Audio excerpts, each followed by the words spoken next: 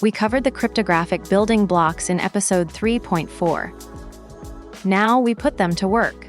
Public key infrastructure is the system that makes asymmetric cryptography deployable at scale. Certificates, trust chains, revocation. Without public key infrastructure, public key cryptography is unusable in practice. Think of public key infrastructure as the postal system for public keys. Cryptography gives you a way to secure a letter. Public key infrastructure gives you the address book, the delivery service, and the verification system that confirms the address is real. And the DigiNotar breach of 2011 is our case study, the moment when a trusted certificate authority was compromised and 531 fraudulent certificates were issued, including for Google properties. It showed exactly what happens when the trust anchor fails. Stick around for the DigiNotar case study later in this video. It shows exactly what happens when a trusted certificate authority is compromised at a global scale. The consequences rippled across the entire internet. 9 concepts covering public key infrastructure, transport layer security, email encryption, IP security VPNs, and the cryptographic future. Let us start with the trust infrastructure that makes all of this possible. Starting with the 4 core public key infrastructure components that appear on virtually every CISSP Exam 2 and that you need to be able to distinguish precisely. Quick intros before we jump in. Hey, I'm Michael. Honestly, I am hyped for this one. Bella here. This one surprised me. I think it will surprise you too. River here. The bigger picture on this is what got me excited. All right, let us jump in. The certificate authority is the trust anchor of public key infrastructure. The CA issues digital certificates and signs them with its own private key, vouching that a public key belongs to the named entity. When browsers trust a root CA, they trust every certificate that CA has signed. The registration authority handles identity verification before a certificate is issued. The RA checks that the person or organization requesting the certificate is who they claim to be. The RA verifies the CA issues. They are distinct functions. Quick check, River. If the CA both verifies identity and issues the certificate, does the RA even matter?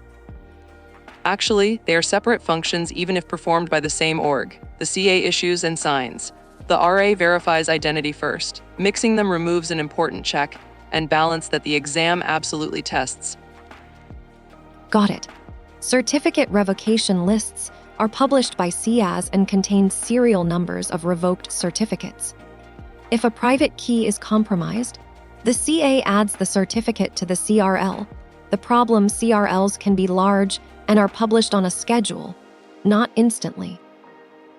OCSP, Online Certificate Status Protocol, solves the CRL delay problem with real-time lookups.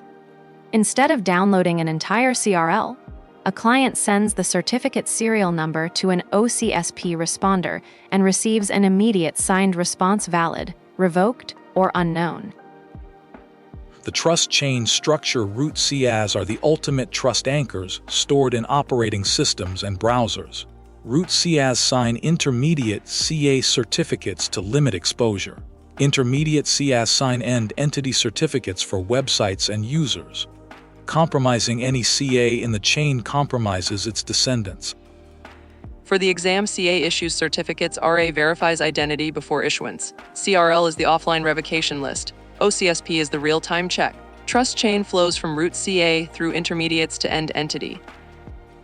Root CAs are kept offline in high security facilities and only used to sign intermediate CA certificates.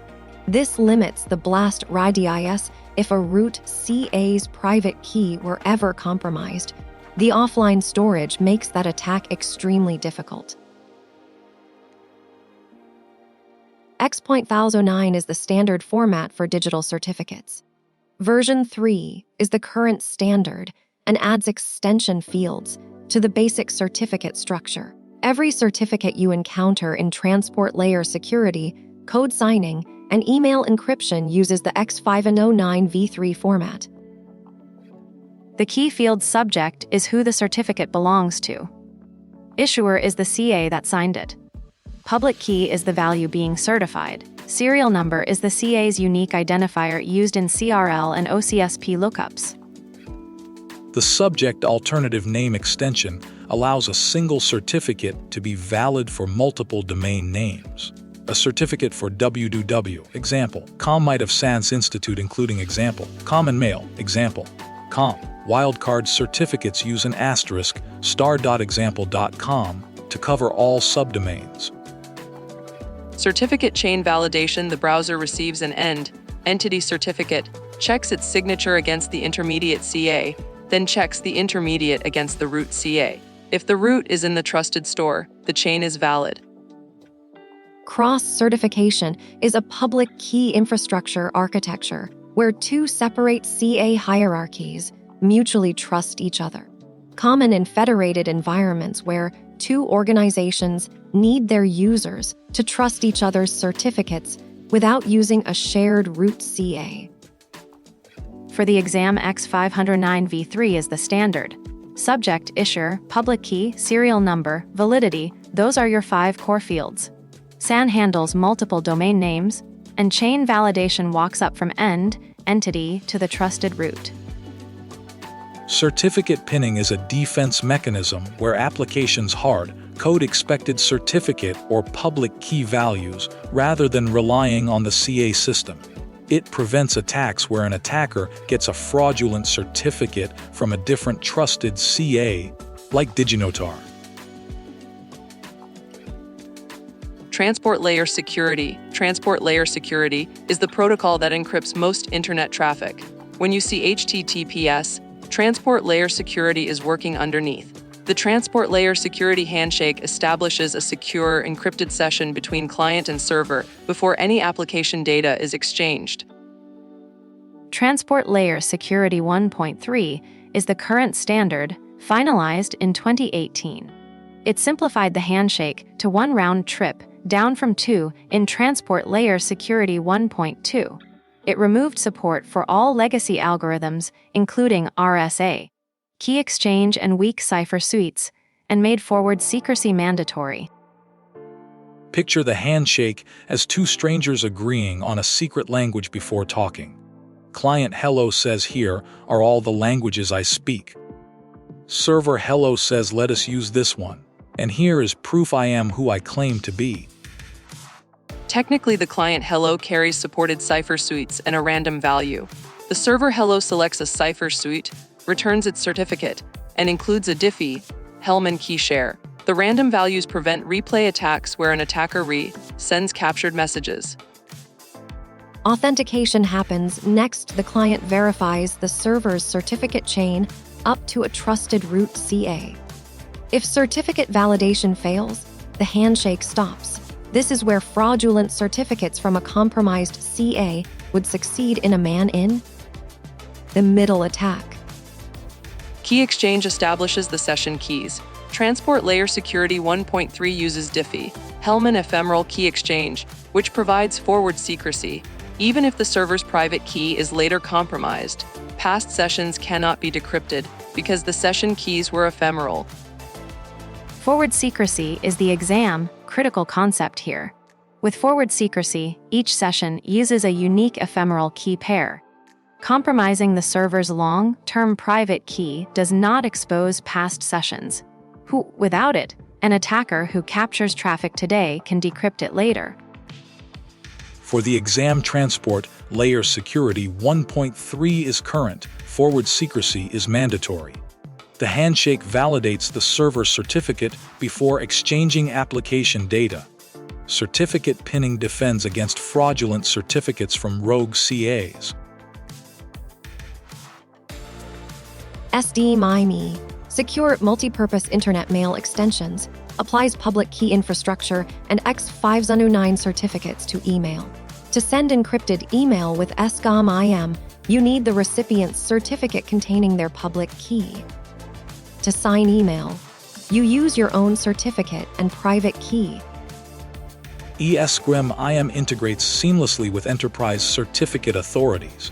An organization can issue ESGREM IM certificates to all employees through their existing public key infrastructure. Email clients like Outlook automatically handle the encryption and signature operations. This makes ESGREM IM the enterprise standard. PGP, pretty good privacy, uses a different trust model called the Web of Trust. There is no central certificate authority. Instead, users sign each other's public keys to vouch for them. If Alice trusts Bob and Bob has signed Carol's key, Alice may decide to transitively trust Carol. The exam distinction is the trust model. MIME uses hierarchical public key infrastructure with KIAS, same chain of trust as transport layer security. PGP uses decentralized web of trust with no CA required. Organizations choose SSL, individuals and open source communities choose PGP. Both SSL and PGP can encrypt email for confidentiality and sign email for authenticity. The encryption provides confidentiality. Only the recipient can read it. The signature provides authentication and non-repudiation. The recipient can verify the sender. For the exam, River and Erica MIME uses X5U9 and hierarchical public key infrastructure, good fit for enterprise. PGP uses Web of Trust decentralized no CA. Trust model is the defining difference. Both support encryption and digital signatures for email. Neither ESGMIM nor PGP are widely deployed in practice, which is why email is one of the least secure communication channels, despite the technology existing for decades. The challenge is key distribution and usability, not cryptographic strength. IP security is the standard suite of protocols for securing IP communications at the network layer. It operates below the transport layer, meaning it can protect any application protocol without changes to the application. Virtual private network tunnels commonly use IP security. The first IP security distinction, and a reliable exam question, is authentication header versus encapsulating security payload. IH provides authentication and integrity only. It adds a hash of the packet to verify the source and that the packet was not modified. It does not encrypt anything. AH without encryption is like sealing an envelope but writing the contents on the outside in permanent marker. Everyone can read it, but at least you would know if someone changed the words. That is AH in a nutshell. ESP adds actual confidentiality, authentication, integrity, and encryption together. It is the standard choice for VPNs. In most deployments, ESP has replaced AH because authentication without confidentiality rarely satisfies modern requirements. The second IP security distinction is transport mode versus tunnel mode. Transport mode protects only the payload of the IP packet. The original IP header is left intact and unencrypted. The source and destination addresses are visible to network equipment in between. Tunnel mode encrypts the entire original IP packet, header and payload, and wraps it in a new IP packet with a different header. The inner packet source and destination addresses are hidden. This is the mode used for site-to-site VPNs where traffic between two networks must be protected end-to-end. The exam combination questions AH in transport mode authenticates host-to-host communication. ESP in tunnel mode encrypts and authenticates site-to-site virtual private network traffic. ESP is almost always the better choice because AH alone provides no confidentiality. For the exam, IH provides authentication and integrity, only no encryption. ESP provides all three. Transport mode protects the payload but exposes the IP header. Tunnel mode encrypts the entire original packet. That is the virtual private network configuration. In 2011, DigiNotar, a Dutch certificate authority trusted by major browsers and used by the Dutch government, was compromised by attackers. The attackers gained access to DigiNotar's CA infrastructure and began issuing fraudulent certificates. 531 fraudulent certificates were issued. The targets included Google, the CIA tried, Gov, MI6, Gov, UC, and Tor project servers. An attacker with a fraudulent certificate for Google. can intercept all HTTPS traffic destined for Google as long as victims trust the issuing CA. The primary use of these certificates was to intercept communications from Iranian internet users who were connecting to Google and other services through government-controlled infrastructure. The forged certificates made the man-in-the-middle attack invisible to users. Their browsers showed valid HTTPS padlocks. The response was decisive within days. Mozilla, Google, and Microsoft revoked all trust in DigiNotar's root CA. Every certificate DigiNotar had ever issued, including legitimate certificates for Dutch government websites, became invalid. DigiNotar went bankrupt within weeks. The lesson for the exam and for practice: a CA compromise is a systemic failure.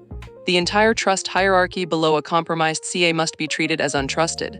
OCSP stapling, certificate transparency logs, and certificate pinning are controls that help detect or limit CA compromise impact.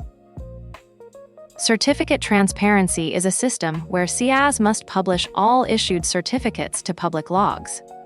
This allows website owners and researchers to detect fraudulent certificates issued for domains they own. It is a direct response to the DigiNotar failure model. For the exam, Bella and River. Remember this one: DigiNotar demonstrates that public key infrastructure trust is not absolute. CA compromise breaks the trust chain for all certificates below it. The controls that limit CA compromise impact, certificate transparency, OCSP stapling, and pinning are all exam testable. Here is your public key infrastructure anchor. CA issues certificates. RA verifies identity before issuance. CRL is the offline revocation list. OCSP is the real-time check. Trust chain flows from root CA through intermediates to end entity. Transport Layer Security 1.3 is the current standard. Forward secrecy is mandatory. Ephemeral Diffie. Hellman prevents past sessions from being decrypted if the server's long-term key is later compromised. Certificate validation during the handshake is where fraudulent certificates are accepted or rejected. IP security, ACH gives authentication and integrity, no encryption. ESP gives all three. Transport mode protects payload, tunnel mode encrypts the entire original packet. ESP in tunnel mode is the standard virtual private network configuration. SQIME uses X509 certificates and hierarchical public key infrastructure. PGP uses Web of Trust with no central CA. Both support encryption and digital signatures for email. Trust model is the defining difference on exam questions. Post-quantum Shor's algorithm breaks RSA and ECC. Advanced encryption standard survives with doubled key requirements. CR-Wistel's, Kyber and CR-Wistel's dilithium are NIST finalized post-quantum standards. Crypto agility is the design principle for migration. Let us know in the comments which public key infrastructure concept has the most exam trap potential: the CA versus RA distinction, AH versus ESP, or the MIME versus PGP. Trust model. We want to know what trips candidates up. Next up is CISSP 3.6 Physical Security Site Selection, CPT'd, Fire Suppression, Power, and the OV Cloud Data Center Fire. Subscribe and stay in the playlist. Domain 3 has 3 more episodes before we move to Domain 4. Okay, it is quiz time. Let's find out what's stuck. Think through each question carefully before you answer. Every like helps the algorithm notice us. Every subscriber keeps us making more. Do both. It takes 2 seconds. Which IP security component provides authentication and integrity for IP packets new identity providing encryption?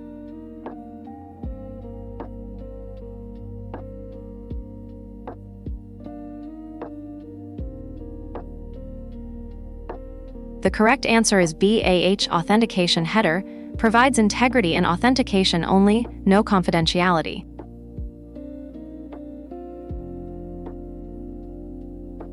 An organization's email system uses MIME. An employee wants to send an encrypted email to an external business partner. What is required before the email can be encrypted?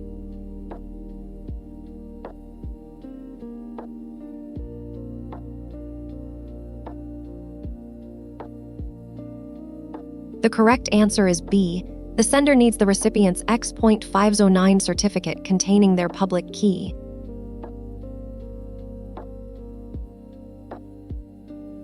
Which feature of Transport Layer Security 1.3 ensures that encrypted sessions recorded today cannot be decrypted even if the server's private key is compromised in the future?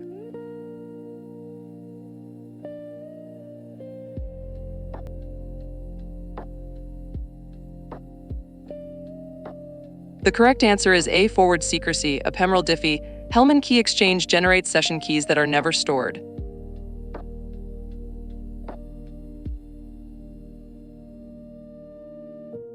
Excellent work on the Public Key Infrastructure quiz. Here is what we locked in today. Public Key Infrastructure Components. CA issues. RA verifies. CRL is offline revocation. OCSP is real-time. The trust chain flows from offline route CA through intermediates to end entity certificates. Transport Layer Security 1.3 provides forward secrecy through ephemeral diffie. Hellman. ACH provides authentication and integrity only. ESP adds encryption. Tunnel mode protects the entire original IP packet, the virtual private network standard. Transport mode protects only the payload. MIME uses X509 public key infrastructure. PGP uses Web of Trust. Both support email encryption and signing. The DigiNotar breach showed what happens when a CA is compromised. 530. 1 fraudulent certificates, mass revocation, and a bankrupt CA within weeks. Post-quantum Shor's algorithm threatens RSA and ECC. Sierra Estelle's Kyber and Dilithium are NIST's finalized standards. Crypto agility is the design principle. The harvest, now decrypt later threat is why migration timelines matter today. Watch that next video on physical security now. Next is CISSP 3.6 Physical Security Design.